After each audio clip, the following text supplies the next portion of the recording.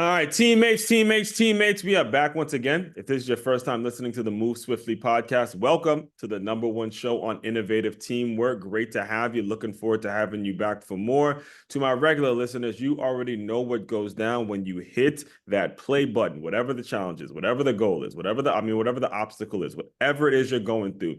We are here to indirectly tell you you are not going through it alone. Today, I have Mr. Alan Lazaros. Did I pronounce that right? Lazarus. Alan No Lazarus. worries though. Well, yeah, the thing about him, and one of the things I actually was reluctant to tell him this before we actually started recording because I wanted to make sure it got recorded is he really embodies this principle of turning your mess into your message, turning all the things that may have happened to you in your life that were uncontrolled, that were not your fault, and not making excuses, not setting up a situation where you have a victim mentality, but saying, okay, this is what it is, this is life, and I'm going to continue to move forward. Alan, when people may be looking at you on whether Instagram, they first initially look you up, they see the six pack, the next level university, the polished speaker, the finished product. However, growing up, you went through a lot of shit, an unfortunate situation with your father, then you had the stepfather, and then there was all sorts of family dynamics that were really difficult. I could only imagine were really difficult for you to really find your footing when it came time to be an adult and make these decisions. So, I think that's probably the best place to start, man, is go right into your origin story and how you were able to maneuver through a fairly, I'll say, challenging childhood. Yeah, it was fairly challenging. No, so first and foremost, thank you. Gratitude, gratitude, gratitude. You're motivating people, you're inspiring people. I respect, admire, appreciate that so much. I started listening to podcasts 9 years ago, and they really helped me sort of reconstruct my life in a much more positive direction. And so even you just bringing that energy, Yeah, somebody out there today needs that. And so I'm grateful to be here. Thank you, thank you, thank you. 1,000%. As far as my story, I'm going to try to condense 35 years into less than 5 minutes, which is very, very difficult. Right. But essentially, the most important thing to understand here about my story is I did not understand this at the time. It's very, very clear. I started doing therapy in my 30s. I often joke, I say I'm hoping to hit puberty at 36. I'm Yeah, 35, but I look super young. exactly. uh, but anyways, so I didn't understand this. It's like rewatching a movie you saw as a kid, Yes. and then you watch it again as an adult and you go, oh, okay, now I understand. Now I understand. Now I understand. So I used to listen to podcasts and see these speakers who not only were very articulate, but also it felt like they had it all figured out. And hmm it's very important for everyone listening to understand that as a podcaster, speaker, coach, trainer over the last 9 years, you start to figure it out a lot more because you reflect on it a lot, and then therapy as well. So, okay. So when I was 2 years old, you mentioned challenging childhood. My father passed away when he was 28 years old. hmm My mom was 31 at the time. My sister was 6. I had a stepfather. So my birth father, my real last name is actually McCorkle. hmm So he's a part of a big Irish Catholic family. So it was Jim, Joe, John, Jane, Joan, Jeanette. hmm And so he was one of 6, my birth father. Then my stepfather came into the picture. My stepfather, his name was Steve Lazarus. And so my last name, I took my stepfather's last name, I think around age 7. And when we were being the Lazaruses from age 3 to 14, my stepfather left at 14. Right. We were trying to be the Lazaruses, so we didn't really associate much with the McCorkles.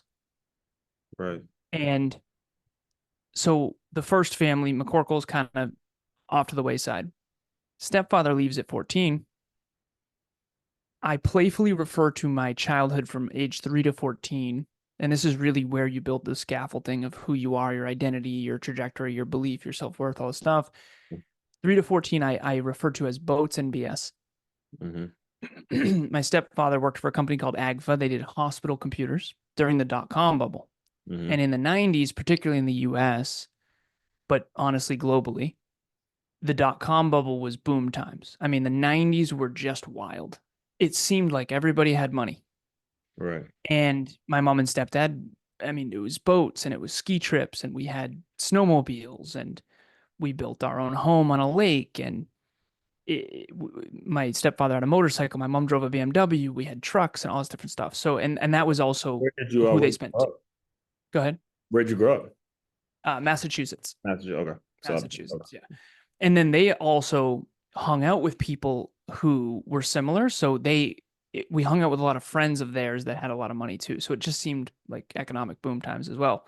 Yeah. But ultimately, looking back, my stepfather leaves at 14. He takes his entire extended family with him. Mm-hmm. I have not seen a single one of them since. Hmm. Aunts, uncles, grandma, grandpa, Right. gone. Right. I have talked to my stepdad a little bit on Facebook Messenger, but I haven't seen him in person since. Yes. That same year, 14, hardest year of my life, didn't know it at the time. Right. My mom gets in a fight with my aunt Sandy, her sister, Mm-hmm. and my aunt ostracizes us from that side of the family. So I still to this day have only seen one member of that side of the family. Right. So I kind of lost three families by the time I'm 14. Exactly. And so I now understand the four trauma responses are fight, flight, freeze, and fawn. Mm-hmm. People say your adversity is your advantage, and I do agree with that if you have self-belief. If you don't have self-belief, adversity is just adversity. Mm-hmm. If someone has low self-belief, a fixed mindset, adversity is just pain and adversity. Mm-hmm. Fortunately for me, I always had this ridiculously large future orientation. I always believed in myself a ton. Mm-hmm. So adversity became my advantage. So I fawned socially. So fight, flight, freeze, and fawn. Mm-hmm. 14, stepdad leaves, lose three families. I look into the future and I go, okay, this wasn't conscious, but no dad, no trust fund, no one's going to save me. Mm-hmm. If it's going to be, it's up to me. And this was the year of personal responsibility. And so my two trauma responses socially, I became quite a coward. I didn't want anyone to know.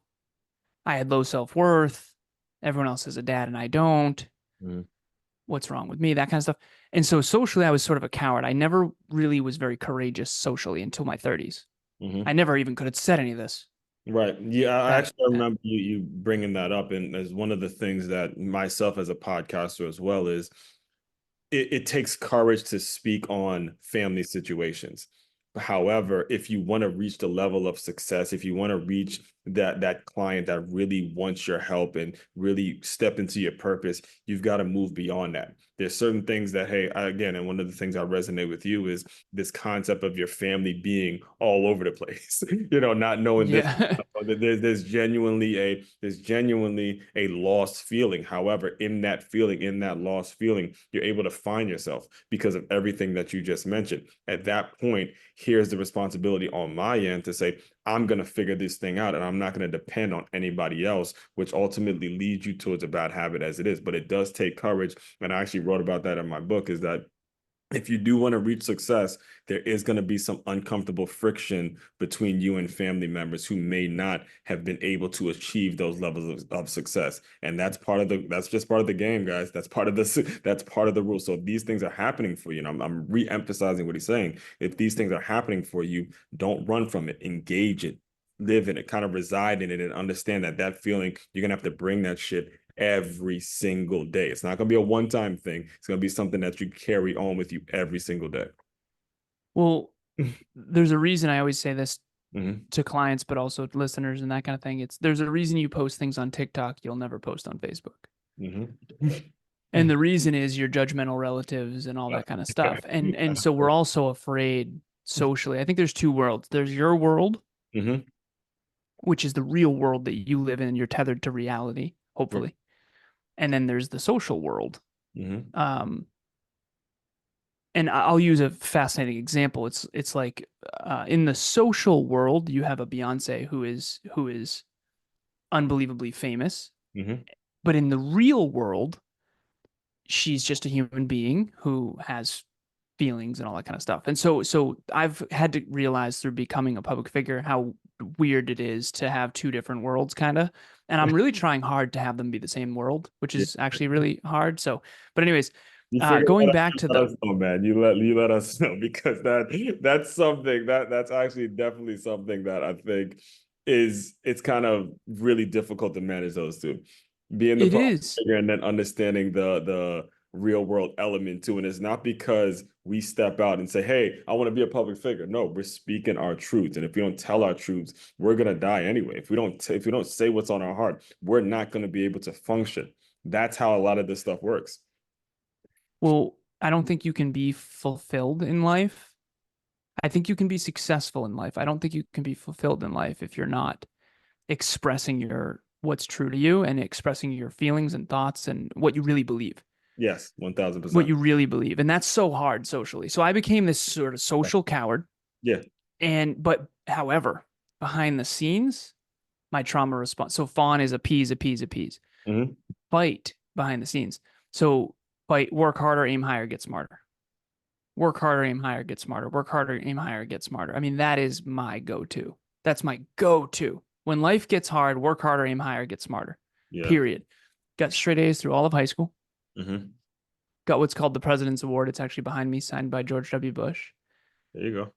And I went from when my stepdad left, he took 90% of the income with him. He got the yacht and the dog, or yacht and the apartment building. We got the house and the dog. Hmm. And we went from boats and ski trips to I get free lunch at school now because our income is so low. I'm shopping at thrift stores. We're not going to starve by any means, but my mom trades in her BMW for a little Honda Civic. I mean, we went, you know, not a lot of income. Very, very, very, very low. Hmm. And so I went from I can't wait to get into WPI and become a computer engineer Yeah. to it's one of the best engineering schools in the world, but it's $50,000 a year. And this is back then Right. to even if I do get in, I can't go. Right. So then I went hard and I straight A's through all of high school. I got all the scholarships and financial aid that I possibly could. I got in, I got my computer engineering degree, I got my master's in business, and then I was off to the races. And ultimately I had internships and all kinds of stuff. So I had iRobot, Sensata Technologies, global product manager, product engineer, all these different companies, Tyco Safety Products, Lens Americas. Yeah. And I just job hop, job hop, job hop, 65 to 85, 85 to 105, 105 to 125, 125 to almost $200,000 a year. And I'm in my early 20s. So that was, in hindsight, that's weird. It's kind of Right. weird. Exactly. I pay off $84,000 worth of college debt in a single year. Hmm. I'm driving a 2004 Volkswagen Passat that I bought in 5 grand cash because to me, I was so used to being so broke in high school and college that I didn't need much. Right. My rent is $500. I live with my girlfriend at the time, Courtney, Hmm. on a lake, and we split the rent, and it's not expensive. And I don't have kids or mortgage or any of that stuff. Hmm. And so I paid off 84 grand worth of debt in that single year back in 2014. I invested $150,000 into Vanguard. I just was okay, I'll get wealthy. So Right. stepdad left, wealth left. Hmm. If I get wealthy, that's the answer. Right. So I invested it in mostly tech companies that I knew would win and knew, I say in quotes, because it's all probabilities, but ultimately, Right. there's certain good bets and bad bets. Right. I'm 26 years old. I get in my car accident. So at this point, I'm working for a company called Cognex. They sell industrial automation equipment into manufacturing facilities all across the world. And it's machine vision, sort of like the eyes of a robot. Hmm.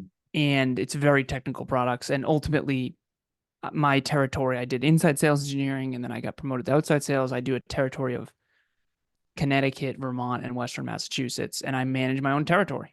Hmm. And so I'm in my early 20s. I'm doing very, very well. I'm a top 1% global earner, not in the US, but global. Right. And that's when I get in my car accident. So I'm up in New Hampshire with my little cousin. The only person who came back from my mother's side, his name is Jeff. He had a little cousin, a son, my little cousin named Dan. Dan and I are driving to TGI Fridays. We're not drinking, nothing crazy. It's Friday night. We're playing Call of Duty. We drive to TGI Fridays. I look down at the GPS and then I look up and I see the brightest lights I'd ever seen. And I thought, this is definitely the end. I was on the wrong side of the road. I was supposed to yield and I didn't. The snowbanks were covering the yield signs back in 2015. Dark winter night, bad winter. Supposed to yield, didn't, end up on the wrong side of the road. Two things saved my life, and this is in hindsight. Hmm. One was not a Mack truck, it was a lift kitted pickup truck. Thank goodness. If it was a Mack truck, no question, I would not be here. Mm. Two, the 2004 Volkswagen Passat that I bought in cash, used to call this car the tank. Thank you, Volkswagen. German engineered steel trap of a car. The entire front end was completely and utterly demolished, smashed in, but the frame stayed. Mm. Airbags deployed. Cousin and I are not even that hurt. He hurt his knee on the airbag. No, he hurt his face on the airbag. I hurt my knee on, no, he hurt his knee on the airbag. I hurt my face in the airbag. But ultimately, I'm sitting in an armchair after that, just completely rattled because while we're physically okay, and he's still 17, he's my little cousin, he was tweeting about it that night. Mm. But my dad died when he was 28 in a car accident. This was the second chance my dad never got. And this was no fender bender. I mean, this was bad. Mm. Head on collisions are no fun. And not only that, but it was my fault too. Mm-hmm. And I'm very, very, very, very lucky to be alive. And I know that. And so for me, this was my existential quarter life crisis of Phoenix burned down, rise anew from the ashes. And so all the regrets hit me all at once. I drank too much and too often. I'm not super fulfilled. I'm getting wealthy and I make a lot of money and I party a lot and I have a lot of friends, high school friends and college friends and corporate friends. And we have a lot of fun, but my life isn't meaningful enough. Right. And what if that was it? Right. So that when you face mortality, maybe it's the death of a loved one, maybe it's a car accident, maybe it's an illness, you reevaluate your existence and you should. Mm-hmm. And so for me, it's obvious in hindsight, last part, I was achievement oriented, type A, improvement, improvement, improvement, but it was external. Mm-hmm. Everything I did, snowboarding, basketball, video games, semi pro gamer, straight A's, Right. college, academics, but it was all achievement oriented. It was all goal oriented. Yeah. I was very results driven and I had pure intentions. But Yeah. in hindsight, it's so obvious I was not self improvement oriented. Right. It wasn't about personal growth. It Mm. wasn't about personal development. It wasn't about looking inside. Right. And so I flipped the script. I went from super successful and unfulfilled to actually super fulfilled, happy, healthy, fit, productive, Right. fitness model, fitness competitor, Mm. fitness coach, love my life to past broke. So now I'm fulfilled as hell, but unsuccessful. Right. And so now that was 2 or 3 years after my car accident, which was 26. Now I'm almost 36. So that was my car accident was almost 10 years ago. Mm-hmm. And so now I'm finally in a place I think we all want to get to. And that's really ultimately the thing. And what I help people with now is you're not only successful, but you're also fulfilled. Right. And I actually think those individually, I think it's easy to be successful, as arrogant as that might sound. Mm. And I think it's easy to be fulfilled. I think it's very hard to be both. Exactly. It's very hard to be fulfilled and externally successful Mm. because a lot of times what the economy pays a lot for is not what's actually meaningful.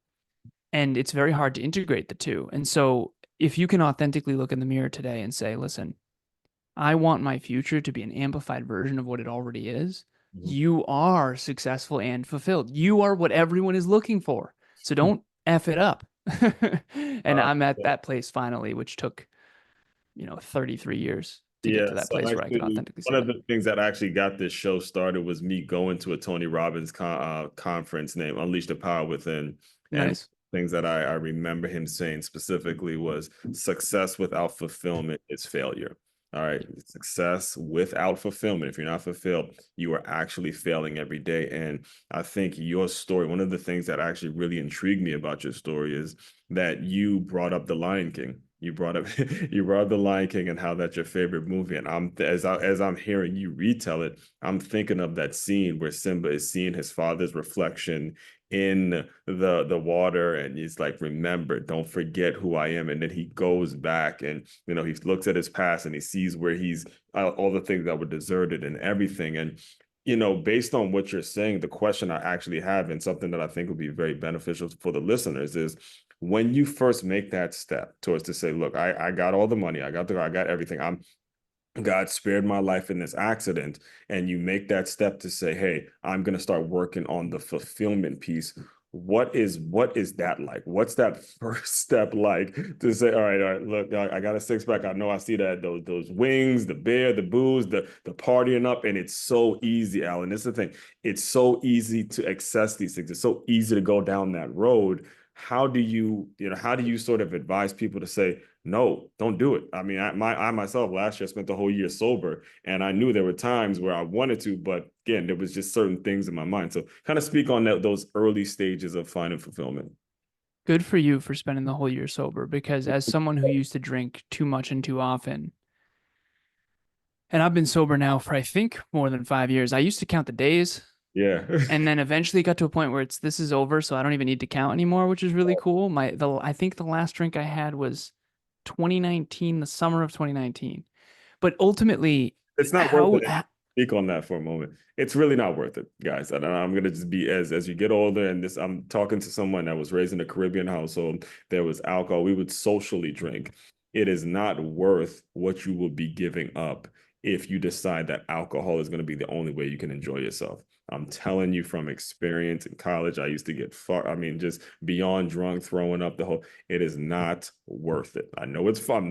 Might be talking to some people that like to have a drink, but I'm telling you, it's just not worth it. But anyway, go ahead. No, I appreciate it. And same, I partied hard. I partied hard. And uh I agree with you 1000%. It's this is better. I've done both. This is better. It's Mhm. significant. Now it's harder in the short term, but I And think that's long term saying when we're it's talking to more that meaningful. version of Yeah. yourself, right? And you know what the problem is too? It is a blast. That's the problem. If Yeah, it wasn't fun, it wouldn't be a problem. But exactly. it's short term fun at the expense of your bigger, better, brighter future. So when you say the how, and I think that's really the thing is I'm becoming so I'm an engineer thinker. There's four modalities of thinking. One of them is math, numbers, logic, rationality. And I Yeah. think it's the rarest one. And I can't I don't want to say I can't. I don't think without numbers. So to me, and this is what I do with my clients, I have this little triad of I guess goal achievement is what you'd call it. Kevin Hmm. thinks my business partner thinks I name shit terribly. But anyway, so in the center, so picture a triangle, and in Yeah. the center you have your goal, whatever it is. So it Yeah. can be to quit drinking, better body, better business, whatever. Make Hmm. it specific. There's three things that need to be in alignment for you to achieve that. And these are the minimums. Okay. Number one, you need metrics. You Yeah. have to measure something, That's and you all. have to know what to measure. That's actually a whole art and a science in and of itself is what do you measure? Okay. So 10 pounds in 10 weeks, you measure your calories, you measure your workouts, you measure Hmm. uh, your weight each day, obviously. Okay. Habits is next. Habits are what are you doing on a daily basis, weekly basis, biweekly, monthly, quarterly, annual. And it's not a habit unless it's a frequency. It's not a habit unless it's something that has a time stamp. Right. So usually I consider habits daily. And then the third one, and this is the one that people need to work on, and this is where the real work is done, the quote unquote inner work, is the identity. Hmm. Your identity is who you are when you're not thinking about who you are. It's the story you're telling yourself about yourself unconsciously. It's the subconscious and unconscious. So, are you shy? Are you extroverted? Are you introverted? Are you a great speaker? Are you good at math? Are you science? What your identity is? Are you a nerd? Are you a jock? So we have these labels. Are you an alcoholic or are you a bodybuilder? Are you both? Hmm. The labels determine what you do. What you do is a vote for the person you want to become, and the person you want to become is your identity. So we all have these self-fulfilling loops happening at all times, and so you can have the right metrics and habits toward a specific goal, but if you don't have the identity, that's where the self sabotage happens. Right. So if you don't identify as a public figure, you're not going to be a successful podcaster. You could be, but Hmm. it's less likely that you will be Right. because you aren't embodying that identity in advance. Okay, so when you say how do you reorient towards a fulfilling life? How do you reorient towards meaning?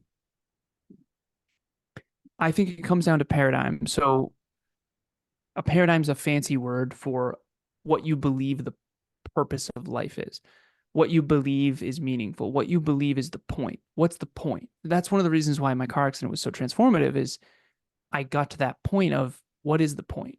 Right. What was the point of all that?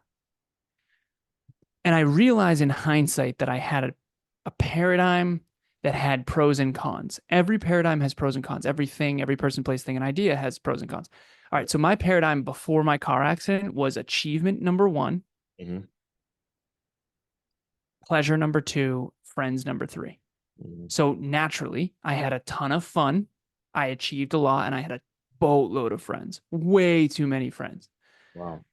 Pre 26 car accident, I had high school friends and college friends and corporate friends. And I brought my high school friends to college and I brought my college friends to corporate. I literally had a referral program at Cognex where I brought on a bunch of people from my school, Mm, and there was big bonuses attached with that, which I appreciated. But ultimately, I was everything for everyone, nothing for myself. It was not sustainable. It was not, I had a blast, hmm.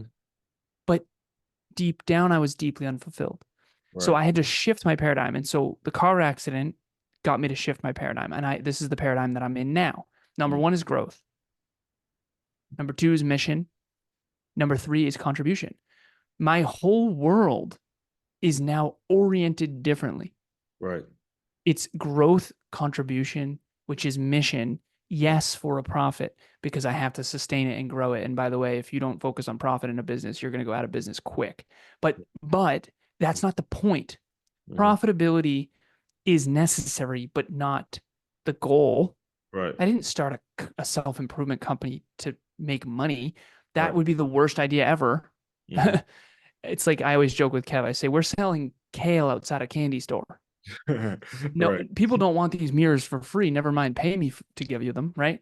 1,000% right. So, but the idea here is you can reorient your paradigm. Hmm. Unfortunately, it usually takes more talent to do that. Right. And so if you can ask yourself right now and uncover your paradigm, a lot of people have what's called a pleasure centered paradigm. They're always looking for the next fun thing. Right. There's that quote of the point of life is not to end up in the grave, safe and all of that stuff. The point is to have as much fun as possible on the way to the grave. Okay, that's a terrible paradigm if you want to live a fulfilling, meaningful life. Now, I'm not saying not to have fun, and this is where it gets a little complex.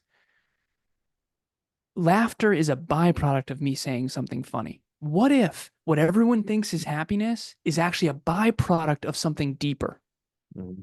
or higher? So, for example, I tell Kev, I said, dude, you want to achieve all these things, my business partner, but Hmm. you don't identify as an achiever.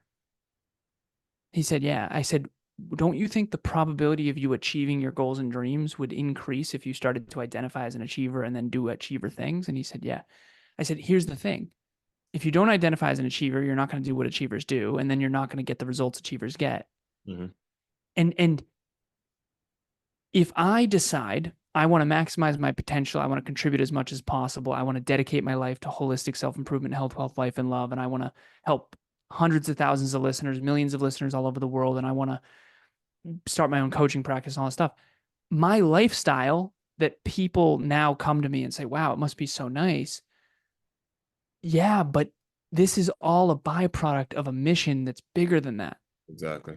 Exactly. And unfortunately, the problem is the higher your self belief, the higher the goals will be. The Right. higher the goals are, the higher standards you have to set yourself. Right. And then the harder it is to actually have good relationships because most people don't have high standards. Exactly. And so I actually thought people would like me more as I became more virtuous. That has been the complete opposite. Yeah. The more virtuous I've become, the more proud of me I've become, the more fulfilled I've become, the more I keep promises to myself, and the higher my self belief and self worth and self discipline and self respect gets, the less and less and less that I've been liked, the Mm, less and less I've been relatable, the less and less I feel like I coexist easily with others. right. I become more and more and more socially alone. We talked about the social world in my world. In my world, I'm deeply fulfilled, Hmm. even though it's ridiculously hard to stay consistent at my standards. In the social world, it's very difficult to navigate because I'm not drinking anymore. I'm not doing drugs. I don't watch pornography. I don't have any vices in my left. I always joke my last remaining vice is Hmm. caffeine. Don't you dare take it. It's my last one. Yeah. But the point that I'm making is seriously, if you want to be fulfilled, you have to live a virtuous life of growth and contribution. If you want to have fun, I Yeah. mean, you're short term going to have a blast, and long term, you're going to be a miserable human being. Yeah, and well, I'm glad you brought that up because one of the things that you had mentioned is the previous you, the 26-year-old you, had a ton of friends. You had a quote unquote friends, folks that you could hang out with. I mean, it must have felt I'm thinking of the 26-year-old version of myself. It must have felt amazing waking up. You must have felt like, oh my gosh, I have it all figured out. Everything is good. However, and you've already mentioned him, your business partner, you guys have a company, a professional, it's a personal development company named Next Level University. When you've built that, you're really saying it's harder to keep friends that have lower standards, right? So when it comes to what you guys are doing now, when it comes to the work you're doing now and how you serve people, can you speak on, first of all, how you guys were able to come up with something and start it, but ultimately, too, who exactly is the right person, the right fit for you to engage with, and how do you know that this is somebody that's going to maintain a standard over a period of time? Because you're not sugarcoated. You're not saying, oh, this is going to be easy coming in, and then, oh yeah, we're going to be some magic pill and everything's going to feel good. No, you're going to go through some really traumatic shit. You're going to have to actually open up and do some things that'll make you uncomfortable. But if you do it, you're making this decision. So, speak of that a little bit. Yeah,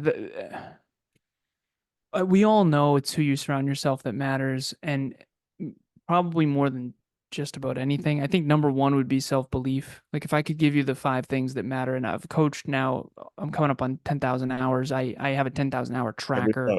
outlier, Coaching, maybe Malcolm Gladwell, one of my yeah, favorite. yeah, you know the deal. Nice. All right, so coaching, speaking, training, podcasting. I say this because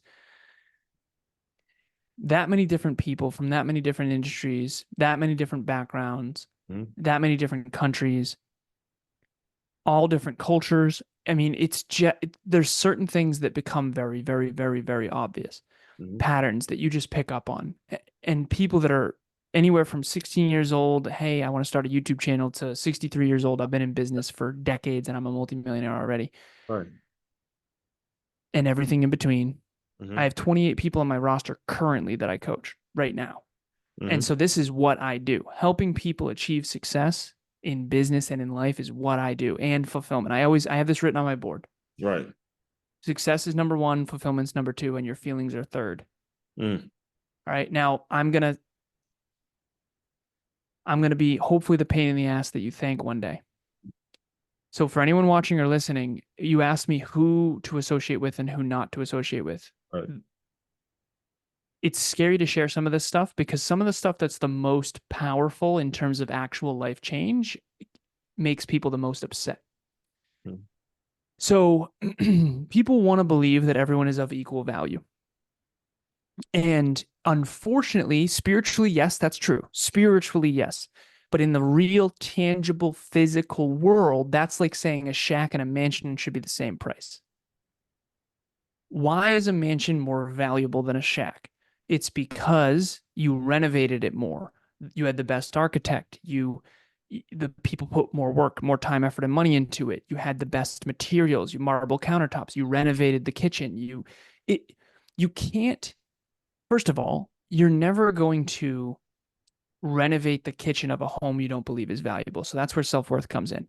Unfortunately, a lot of people are not renovating themselves.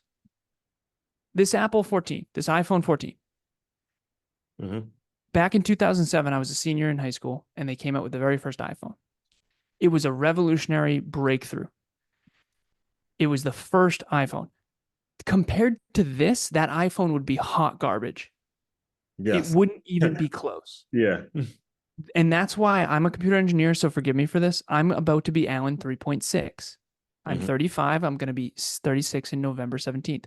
I'm going to be Alan version 3.6. Alan version 3.6 is significantly exponentially more valuable than Alan 3.0, than Alan 2.6, that's the way it than should. Alan Way it should 2.2. be. It should be Yes, like that. exactly. It should So be like just like every iPhone has a better camera, better software, better operating system, better apps, you as a human being should also be a better version of yourself every month, every year, every quarter, that kind of thing. And so I'm 3.5 version of Alan, and 3.5 version of Alan is of a certain value.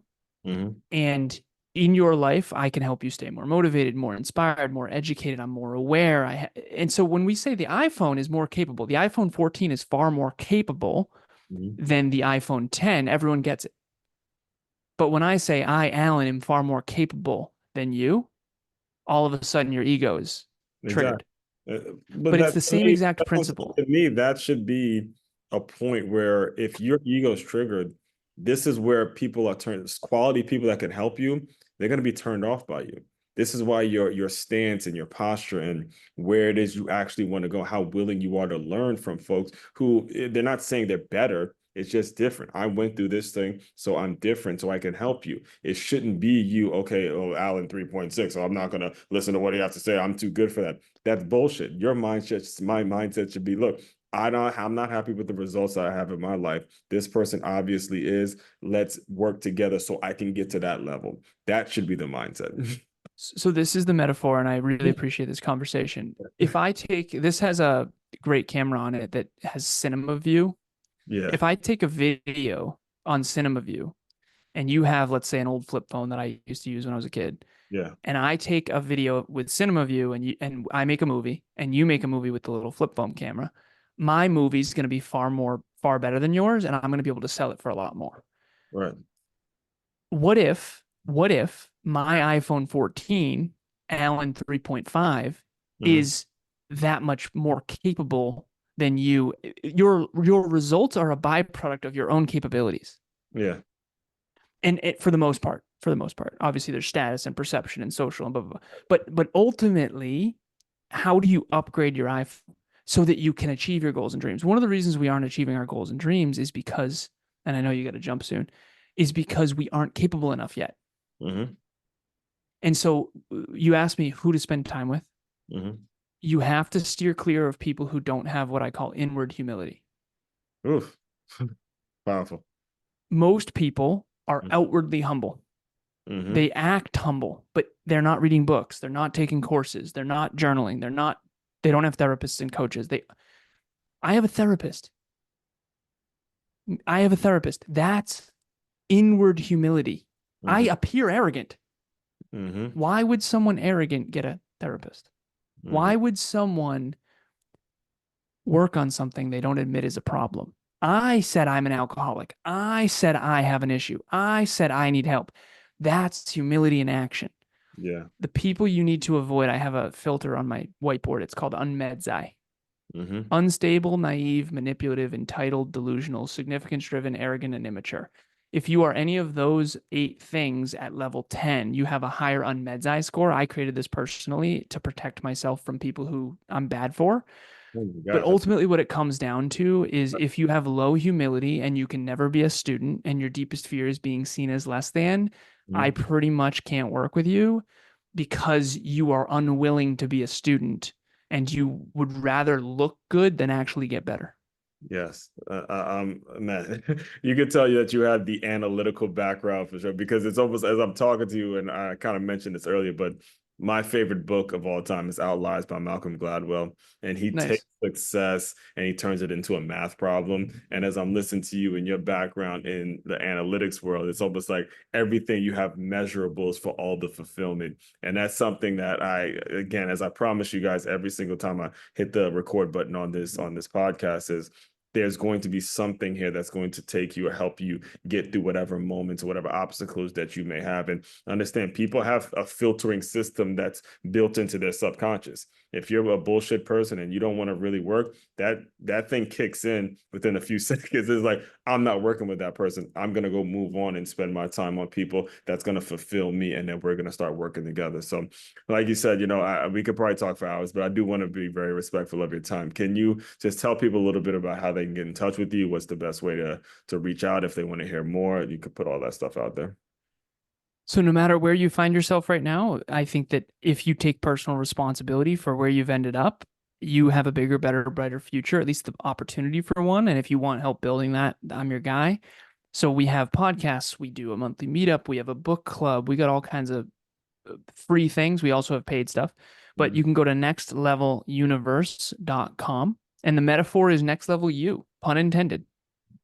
Just like the iPhone 14 is better than the iPhone I just 13. actually that just hit me. Next level. You, Nice. yeah, I Next just level you, all the best right. version of you, the I next got level it. version of yourself, right? No matter how hard your past has been, you have a spotless future just like me, and we can build it. We can build ourselves and we can build our future. So we have Next Level University podcast, spelled just like it sounds. And then the website is not to be confused because it's nextleveluniverse.com.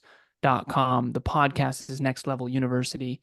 The name of the business is Next Level University. And all of our links and everything will be in the show notes. You also can Google my name as well. I'll probably come up as well.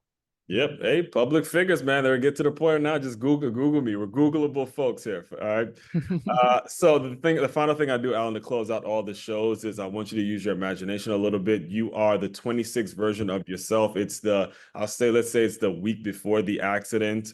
Pretend that version of Alan, he's got all these friends, he's got a fat check, he's drinking, he's partying, he's having his fun. Pretend that version of Alan has come into the Zoom room. Just talk to him a little bit, give him some words of encouragement, and we will officially close. Alan, you are surrounded by people who you want to see as better than they really are.